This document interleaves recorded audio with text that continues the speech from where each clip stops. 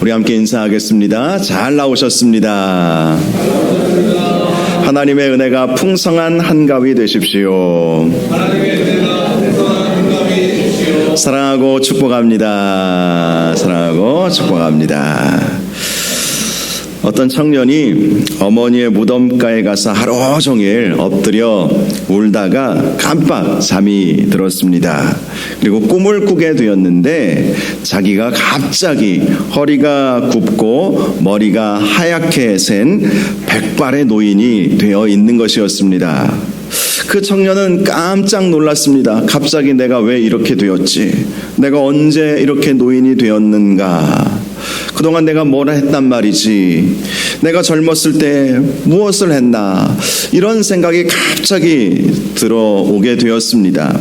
그런데 생각해 보니까 아무 일도 한 것이 없더란 것이었습니다. 청년은 너무나도 분하고 억울해서 한참을 울다가 잠에서 깨어나게 되었습니다. 잠에서 깬 청년은 거울을 가져다가 자기 얼굴을 살펴보았더니 아직 젊은 청년의 모습이었습니다. 안도의 한숨을 내쉬고 그때부터 이 청년의 삶은 달라지기 시작했습니다. 마지막 죽는 순간에 후회 없는 인생을 살아야 되겠다, 이런 생각을 하게 되었던 것이지요. 그 이후부터 그의 삶은 정말 하나하나 변하게 되었습니다. 열심히 공부도 하고 열심히 일을 하고 노력을 해서 사업에도 성공을 하게 되었고 또 많은 사람들에게 선한 영향력을 끼치는 삶을 살게 되었다고 합니다. 잠언 29장 18절을 보면 묵시가 없으면 백성이 방자히 행하거니와 라는 말씀이 있습니다. 묵시라고 하는 이 단어는 다른 말로 꿈, 환상, 비전, 이런 의미를 담고 있는 단어입니다. 즉 꿈이 없으면 사람들이 방자히 행할 수밖에 없다라는 것이죠.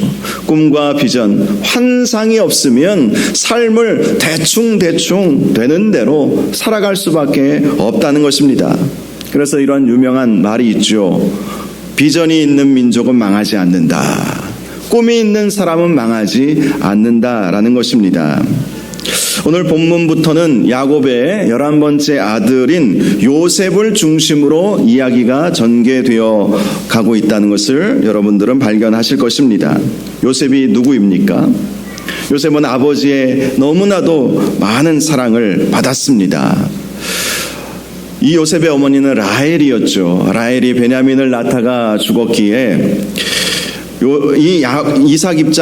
야곱 입장에서는 자기가 가장 사랑했던 아내의 아들이었고 또 어머니 없이, 친어머니 없이 성장해 나가는 그러한 요셉을 보면서 더 관심을 기울일 수밖에 없었습니다. 그래서 특별히 요셉에게는 채색 옷을 입혀주면서 그의 사랑을 더 보여주었던 것입니다. 그런데 다른 형제들은 그렇게 사랑을 받고 있는 요셉을 좋게 볼 수만은 없었습니다. 그래서 시기하고 질투하게 되었죠. 하지만 요셉에게는 꿈이 있었습니다. 오늘 본문에서 보여주고 있는 꿈이 요셉에게 있었던 것이죠. 사실 그 꿈 때문에 요셉은 고난에 처해졌지만 그 꿈이 그를 살리기도 했던 것입니다. 오늘 본문 1절을 보니까 야곱이 가나안 땅, 곧 그의 아버지가 거류하던 땅에 거주하였다라고 말씀을 하고 있습니다. 아버지가 거주했던 땅은 헤브론 땅을 말하는 것이지요. 아버지가 돌아가시자 야곱은 다른 곳으로 가지 아니하고 이 헤브론 땅에 머물러 있었던 것입니다. 자, 그런데 오늘 본문 2절 하반절을 보니까 야곱의 아들 요셉이 그의 형들과 함께 양을 치면서 빌하와 실바의 아들들의 잘못을 아버지께 고자질하는 내용이 나와 있습니다. 그 빌하와 실바의 아들들은 야곱을 더 미워했던 것 같습니다. 그래서 그를 놀리고 심하게 장난도 치고 아버지가 보지 않는 곳에서는 때론 때리고 그런 일들이 있었던 것 같습니다. 그래서 요셉이 참다 아버지에게, 아버지, 비라와 실바의 아들들인 저들이 저를 놀리고 구박하고 때로는 때리기도 합니다 하고 일러 바쳤던 것입니다. 3절을 보니까 야곱은 요셉을 노년에 얻었다라고 말씀을 하고 있습니다. 요셉은 야곱의 나이 91세가 넘어서 낳은 아들이었습니다. 그래서 더 관심을 가지고 또 어머니 없이 자라야 했던 그 요셉이 불쌍해서 더 사랑을 보여주었던 것이죠. 결국 4절을 보니까 다른 형들은 요셉을 향해 편안하게 말할 수 없었다라고 그렇게 말씀하고 있습니다. 예전 개역성경에는 언사가 불평하였다 이렇게 번역을 해 놓았습니다. 이 말씀의 히브리어 원문을 보니까 이스라엘 백성의 일반적인 인사법인 샬롬조차도 말하지 않았다라고 이렇게 말할 수 있는 것입니다. 형들이 동생을 보면서 샬롬 하면서 인사조차도 건네지 않았다라는 것이죠. 그만큼 요셉의 형들은 요셉을 시기하고 미워했고 좋은 말도 하지 않았고 인사도 하지 않았고 완전히 왕따, 오늘날로 말하면 왕따를 시켰던 것이죠. 그런데 형들의 요셉에 대한 미움이 더 극도에 이르게 한 일이 있었습니다. 그것은 요셉이 꿈을 꾸었는데 그 꿈을 형들에게 말했기 때문이었습니다. 그 꿈은 두 가지였죠. 첫 번째 꿈은 요셉과 요셉의 형들이 밭에서 곡식단을 묶었는데 요셉이 아마 잠시 잠을 잤던 것 같아요. 이제 피곤해서 낮잠을 청했을 때 꿈을 꾼 것입니다. 자기의 단은 일어서고 형들의 단은 자기 단을 둘러서 절을 하는 꿈을 꾼 거예요. 그것을 철이 없던 요셉, 17살짜리 요셉, 형들이 하도 자기를 미워하니까 하나님이 나에게 이런 꿈을 보여주셨는데 내 단은 가운데 서 있고 형님들의 단이 저에게 절을 하던데요. 그렇게 이제 철이 없던 이 요셉이 그렇게 말을 한 것이죠. 그러자 형들이 말합니다. 8절을 보니까 네가 참으로 우리의 왕이 되겠느냐, 참으로 우리를 다스리게 되겠느냐 하면서 요셉을 더 미워하게 되었던 것입니다. 두 번째 꿈은요, 아버지도 그 자리에 있는데 자기가 꾼 꿈을 말하는 내용입니다. 해와 달과 11별이 자기에게 절을 했다는 거예요. 꿈을 꾸지 않았는데 이렇게 말하지는 않았을 거예요. 실제로 그런 꿈을 꾸었기 때문에 아버지와 형제들에게 자기가 꾼 꿈을 말해준 것이죠. 아버지, 형님들, 제가 꿈을 꾸었는데요, 해와 달과 11별이 저에게 절을 합디다. 참 속도 없죠. 보통 그런 꿈을 꾸면 그 의미가 무엇인지 우리가 대충 짐작해야 되지 않겠습니까? 요셉도 모르지는 않았을 거예요. 그러면 그런 꿈을 꾸었다면 속으로 간직하고 하나님께서 어떤 일을 하시려고 이런 꿈을 주셨을까? 그렇게 입을 다물고 그렇게 마음에만 간직해야 그것이 사실 좀 철든 사람의 모습 아니겠습니까? 그런데 요셉은 철이 없었던지 그렇게 하지 않고 자기가 꾼 꿈을 그대로 말을 한 것입니다. 결국 그 꿈의 내용을 들은 야곱은 이렇게 말합니다. 네가 꾼 꿈이 무엇이냐? 나와 내 어머니와 내 형들이 참으로 가서 땅에 엎드려 내게 절하겠느냐? 요셉의 아버지 야곱은 요셉이 아무 생각 없이 자기의 꿈을 말한 것을 지적하지 않을 수 없었던 것이지요. 그래서 요셉을 책망하게 되었던 것입니다. 결국 이러한 꿈 이야기로 인해 요셉은 더욱더 형들의 미움을 살 수밖에 없었습니다. 철없는 동생이 말한 것 치고는 도가 지나쳤기 때문이었죠. 이런 말이 요즘에 있죠. 선 넘지 마라, 선 넘지 마라. 선을 넘은 거예요. 어느 정도 용인할 수 있는 그 선을 넘어서는 안 되는데 철이 없던 요셉은 형들이 너무 미워하니까, 자기를 너무 미워하고 자기를 왕따시키니까 하나님께서 나를 특별한 사람으로 생각하고 계시다라는 것을 강조하려다 보니까 이제 이렇게 말을 했는데, 그 말로 인해서 형들의 더 큰 미움을 받게 되었던 것입니다. 하지만 11절을 보니까 그의 아버지는 그 말을 간직해 두었다라고 말씀을 합니다. 간직해 두었다라는 것은 그 꿈이 심상치 않다라는 것을 야곱이 이해하게 되었다는 것이었습니다. 실제로 야곱은 늘 꿈을 통해서 하나님의 특별한 메시지를 받지 않았습니까? 그래서 하나님께서 요셉에게 어떤 특별한 무엇인가를 하시려고 하는구나, 이 사실을 야곱은 인식하게 되었고 요셉의 그 꿈을 마음속에 담아두게 되었던 것입니다. 그런데 이제 12절 이하의 말씀을 보면 요셉이 형들의 미움을 받아서 이제 애굽의 무역상들에게 팔리는 내용이 나오죠. 12절을 보니까 그의 형들이 세겜에 가서 아버지의 양떼를 칠 때에 있었던 일에 대해 말씀해 주고 있습니다. 이 세겜이 어떤 곳입니까? 세겜 성읍에서 야곱이 살았었죠. 그의 아들들과 함께. 그러다가 그 딸 디나의 사건으로 인해서 자기 아들들이 몰살시킨 곳, 세겜 성읍을 몰살시키지 않았습니까?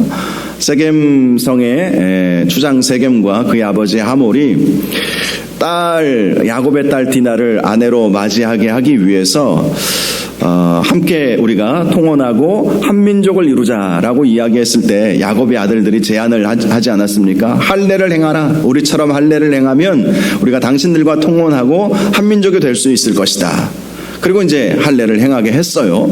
그런데 그 할례를 행하고 서로 아직 아파할 때에 야곱의 아들들이 세겜 성읍을 급습한 것이죠. 그래서 남자들을 다 죽이고 부녀자들을 납치하고 그 집안의 모든 재물들을 다 탈취하는, 약탈하는 그러한 사건이 있었습니다. 하나님의 은혜로 그 사건은 사실 마무리가 잘 되었죠. 이건 사실 못할 짓을 한 것이지만 그때 야곱이 이 아들들에게 베델로 올라가자, 하나님 앞에 회개하고 우리가 다시 한번 정신을 차려야 되겠다 하면서 베델로 올라가면서 이 사건은 이렇게 이제 일단락이 되게 되었는데, 이제 이 야곱의 아들들이 세겜에 가서 양떼를 지금 치게 되었던 거예요. 그러니까 이 야곱 입장에서는 두렵지 않겠습니까? 물론 세겜 성읍 사람들이, 남아있는 그 세겜 성읍 사람들이 야곱의 아들들을 두려워했을 것은 분명해요.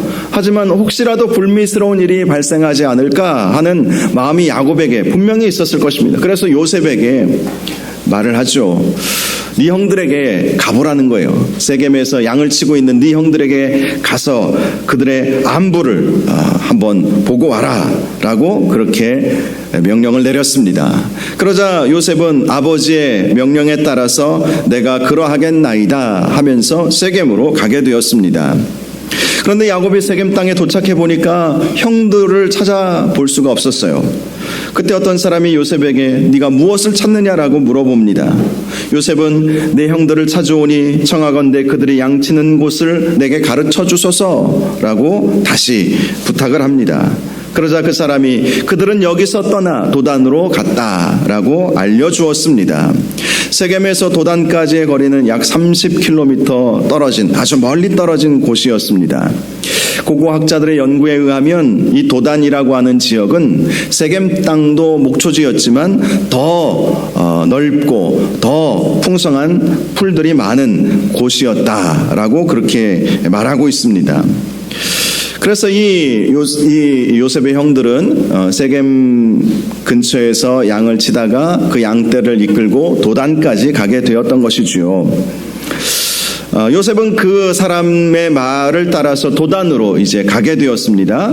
그리고 그곳에서 형제들을 만나게 되었습니다. 그런데 멀리서 요셉이 오는 것을 본 형제들이 요셉을 죽이려고 계획을 세우게 된 것입니다.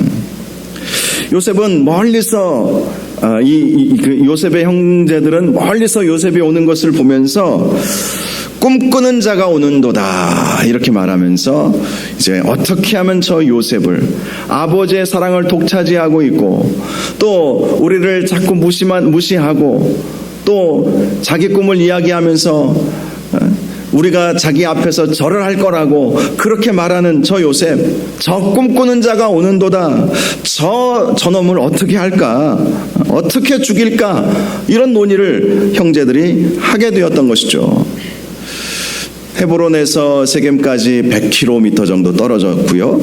또 세겜에서 도단까지 30km 떨어져 있으니까 130km 아닙니까? 그럼 굉장히 먼 거리이지 않겠어요? 이때가 좋은 기회라고 생각한 것이죠. 아버지로부터 멀리 떨어져 있으니까 아버지도 몰래 지금 멀리서 왔으니까 오는 길에 죽었다고 말하면 되는 거 아니냐, 이런 생각까지 했던 것입니다. 실제로 꿈꾸는 자라는 단어의 원어적 의미는 몽상가라는 의미를 가지고 있습니다. 형들은 요셉이 자기가 꾼 꿈을 말해 주었을 때 몽상가, 완전히 미쳤다라고 생각을 한 것이고, 그래서 그를 죽이려고 했던 것입니다. 20절을 보니까 요셉의 형들은 요셉을 죽여서 한 구덩이에 던지고 아버지에게 악한 짐승이 그를 잡아먹었다고 하자라고 논의하게 되었습니다. 그렇게 해서 그의 꿈이 과연 어떻게 이루어지는지 한번 보자라는 것이었습니다. 그런데 야곱의 장남인 루벤이 반대를 하게 되죠. 그를 죽이지는 말자. 우리가 그의 생명은 해치지 말자. 루벤은 장자였기 때문에 다른 동생들이나 요셉도 보호해야 할 위치에 있었던 것이죠. 그래서 다른 형제들은 요셉을 죽여서 구덩이에 넣읍시다 라고 이야기했지만, 루벤은 적어도 그 요셉을, 우리 동생인 요셉을 죽이지는 말아야 되지 않겠느냐, 우리 손으로 죽이지는 말아야 되지 않겠느냐라고 제안을 한 것입니다. 그래서 이렇게 말하죠. 피를 흘리지 말라. 그를 광야 구덩이에 던지고 손을 그에게 대지 말자라는 것이었습니다. 루벤을 그냥 살려보내면 다른 형제들의 원성을 살 것 같고, 또 그렇다고 요셉을 죽이는, 피 흘리는 일에 참여하면 하나님의 심판이 있을 것 같아서 루벤은 요셉을 구덩이에만 던지자. 우리 손으로 대지 말고 구덩이에만 던져 넣자. 아마 루벤은 이런 생각이었을 거예요. 아주 호되게 혼을 내고 길을 완전히 꺾은 다음에, 이 루벤은 생각은 그랬어요. 그러고 나서 집으로 보내주면 나중에 허튼 소리 안 하겠지. 그렇게 생각을 했던 것 같습니다. 장자인 루벤의 제안에 다른 동생들은 모두 동의하게 되었습니다. 결국 요셉이 형들에게 이르자 형들은 요셉의 채색 옷을 벗기고 그를 잡아 물도 없는 빈 구덩이에 쳐 넣어 버렸습니다. 그리고 25절을 보니까 형들은 요셉을 구덩이에 넣고 물도 주지 않고 자기들은 그 구덩이 곁에 앉아서 음식을 먹게 되었습니다. 사람이 한번 악해지면 이렇게 변하는 것 같습니다. 자기들은 음식을 잘도 처먹으면서 동생은 물도 한 모금 주지 않았던 거예요. 그러다가 루벤이 잠시 자리를 비운 때였습니다. 다른 형제들은 애굽으로 내려가는 이스마엘 사람들을 보게 된 것입니다. 그들은 낙타의 향품과 유향과 모략을 싣고 가는 무역상들이었어요. 그때 유다가 형제들에게 이런 제안을 합니다. 우리가 우리 동생을 죽이고 그의 피를 덮어둔들 무엇이 유익할까? 자, 그를 이스마엘 사람들에게 팔고 그에게 우리 손을 대지 말자. 그는 우리 동생이요 우리의 혈육이니라. 유다도 동생을 구덩이에서 굶어 죽이는 것을 마음이 좀 불편하게 생각했던 것 같습니다. 동생 이 요셉을 죽이는 일에 가장 앞장섰던 사람들은 비라와 실바의 아들들이었던 것으로 보여요.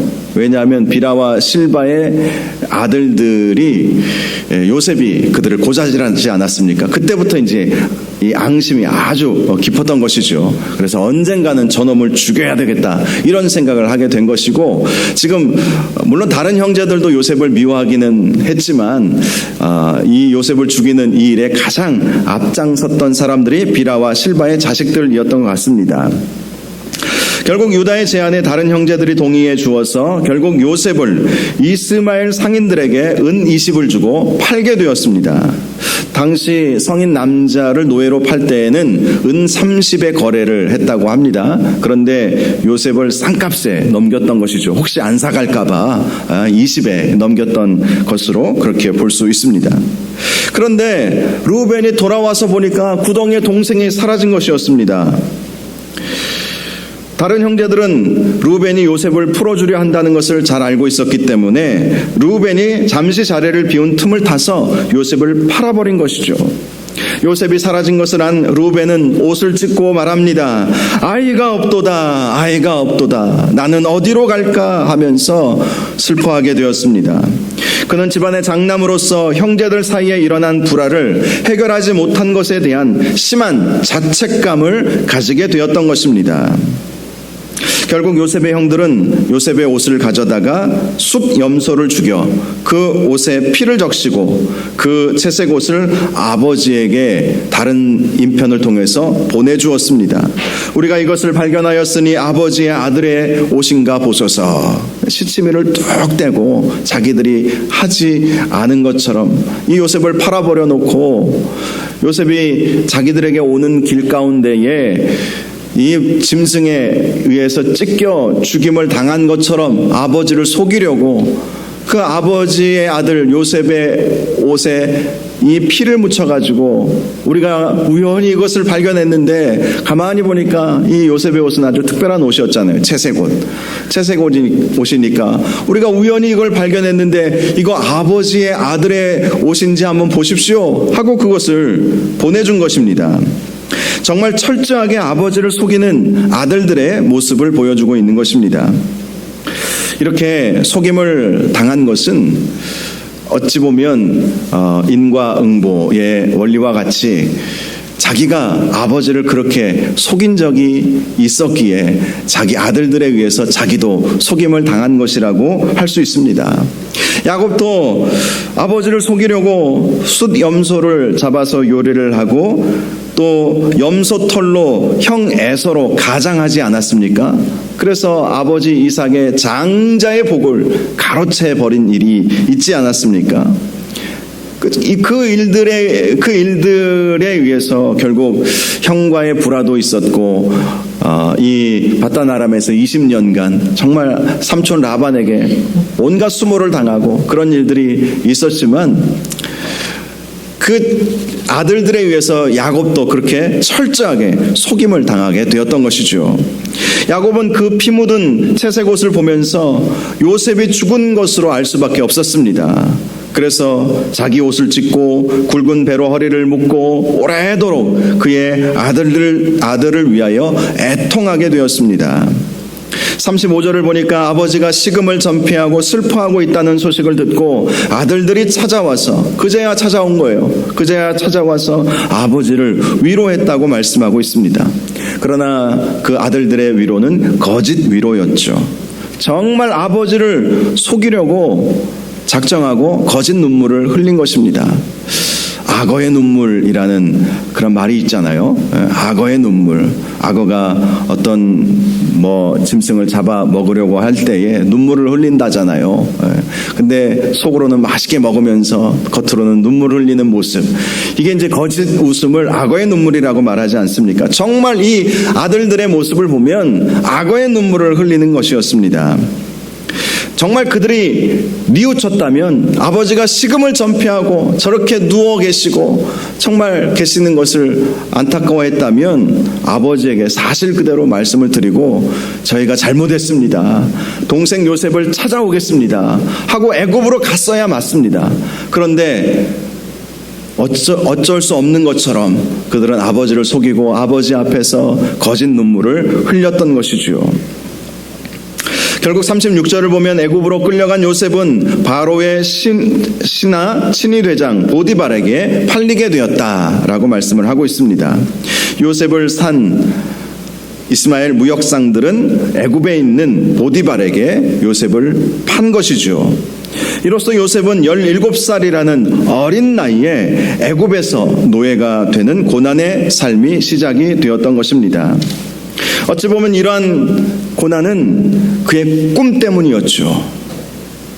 꿈 때문에 사실 이 고난이 오게 된 거예요. 그 꿈만 아니었으면 형들의 미움만 받았다가 그냥 끝났을지도 모릅니다. 그런데 자기에게 하나님께서 주신 그 꿈을 말함으로 인해서 그에게 고난이 오게 되었던 것입니다. 그러나 앞으로도 살펴보겠지만 요셉을 고난 중에서도 절망하지 않게 한 것도 그의 꿈 때문이었습니다. 꿈꾸는 자의 삶은 이렇게 고난도 받지만 동시에 그 꿈 때문에 어떠한 고난이 와도 그 고난을 이겨낼 수 있는 것입니다. 그래서 우리가 항상 꿈을 꾸고 그 꿈을 붙잡는 삶을 사는 것이 굉장히 중요한 것입니다. 꿈꾸는 자의 삶이라고 하는 것은 그 꿈 때문에 미움도 받고 시기도 받고 몽상가다라고 그렇게 말을 들을 수도 있습니다. 그러나 그 꿈이 저와 여러분을 붙잡아주고 살려낸다는 사실을 항상 잊지 마시기를 바랍니다. 저는 저와 여러분이 꿈꾸는 자가 될 수 있기를 바랍니다. 특별히 주님의 나라와 주님의 영광을 위하여 꿈을 꾸며 사실 수 있기를 바랍니다. 때로는 그 꿈 때문에 고난에 처해질 수도 있을 것입니다. 하지만 그 꿈이 여러분들을 살려내기도 할 것입니다. 그 꿈꾸는 자는 망하지 않습니다. 그 꿈 때문에라도 절망을 희망으로 바꿀 수 있게 될 것입니다. 하나님은 하나님의 사람에게 늘 꿈을 꾸게 하십니다. 하나님의 사람에게. 빌립보서 2장 13절을 보면 이런 말씀이 있습니다. 자기의 기쁘신 뜻을 위하여 너희로 소원을 두고 행하게 하시나니. 하나님이 그렇게 하신다는 거예요. 하나님의 기쁘신 뜻을 이루도록 하시기 위해서 우리 각 사람에게 소원을 불어 넣어주신다는 거예요. 그 소원이 바로 꿈이지 않겠습니까? 하나님의 기쁘신 뜻을 이루기 위해서 하나님은 우리 각자에게 마음의 소원들을 불어 넣어주신다는 거예요. 그리고 그 소원을 이루도록 하나님은 만들어 가신다는 것입니다. 그 소원을 이루는 과정 속에서 여러 가지 고난이 올 수도 있을 거예요. 그러나 우리에게 있는 그 소원이 그 고난을 이길 수 있도록 만들어 주신다는 것이죠. 이 소원이 바로 꿈인 것입니다. 요셉은 자신의 꿈 때문에 고난이 시작되었지만 그는 그 꿈 때문에 고난을 이겨낼 수 있게 된 것이고 애굽의 총리까지 되는 놀라운 은혜가 있게 되었던 것입니다. 저와 여러분은 하나님이 주신 꿈을 붙잡아야 할 것입니다. 그 꿈을 붙잡을 때에 그 꿈이 우리를 다시 붙잡아 줄 것입니다. 하나님은 우리 인생에 복을 주시기 위해서 먼저 소원을 주시죠. 그리고 그 소원을 이루어 가도록 우리 하나님은 선하게 우리를 인도하여 주십니다. 혹시 여러분 가운데 현실과 타협하면서 하나님께서 주신 마음의 소원, 하나님께서 주신 그 꿈을 놓아버린 적이 있으십니까? 그 꿈을 다시 붙잡으시기를 바랍니다. 허황된 꿈이 아닙니다. 특별히 하나님의 나라와 하나님의 영광을 위해서 우리가 그 꿈을 가지고 살아간다면 아무리 우리 삶에 고난이 온다 할지라도 그 꿈이 우리를 살려낼 것이고 그 꿈 때문에 우리는 선한 하나님의 도구가 되게 될 것입니다.